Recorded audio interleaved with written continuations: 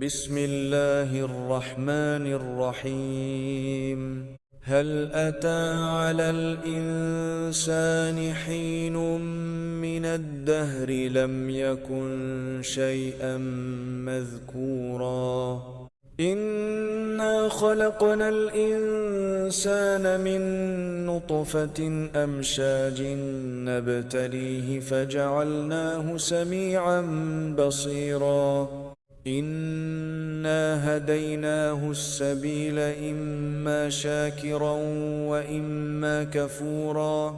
إنا أعتدنا للكافرين سلاسل وأغلالا وسعيرا إن الأبرار يشربون من كأس كان مزاجها كافورا عينا يشرب بها عباد الله يفجرونها تفجيرا يوفون بالنذر ويخافون يوما كان شره مستطيرا ويطعمون الطعام على حبه مسكينا ويتيما وأسيرا إنما نطعمكم لوجه الله لا نريد منكم جزاء ولا شكورا إنا نخاف من ربنا يوما عبوسا قمطريرا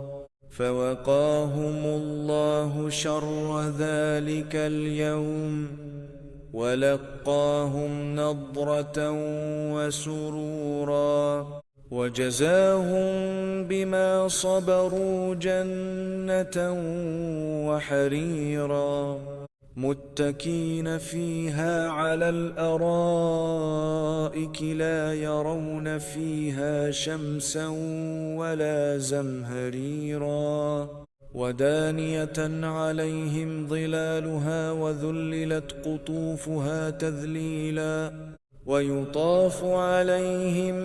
بآنية من فضة وأكواب كانت قواريرا من فضة قدروها تقديرا ويسقون فيها كأسا كان مزاجها زنجبيلا عينا فيها تسمى سلسبيلا ويطوف عليهم ولدان مخلدون إذا رأيتهم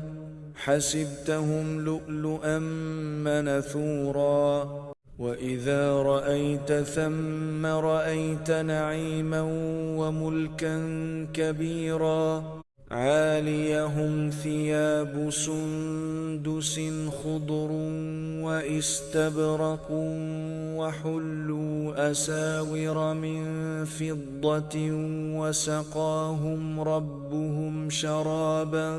طهورا إن هذا كان لكم جزاء وكان سعيكم مشكورا إنا نحن نزلنا عليك القرآن تنزيلا فاصبر لحكم ربك ولا تطع منهم آثما أو كفورا واذكر اسم ربك بكرة وأصيلا ومن الليل فاسجد له وسبحه ليلا طويلا إن هؤلاء يحبون العاجلة ويذرون وراءهم يوما ثقيلا نحن خلقناهم وشددنا أسرهم وإذا شئنا بدلنا أمثالهم تبديلا إن هذه تذكرة فمن شاء اتخذ إلى ربه سبيلا وما تشاءون إلا أن يشاء الله إن الله كان عليما حكيما يدخل من يشاء في رحمته والظالمين أعد لهم عذابا أليما صدق الله العلي العظيم.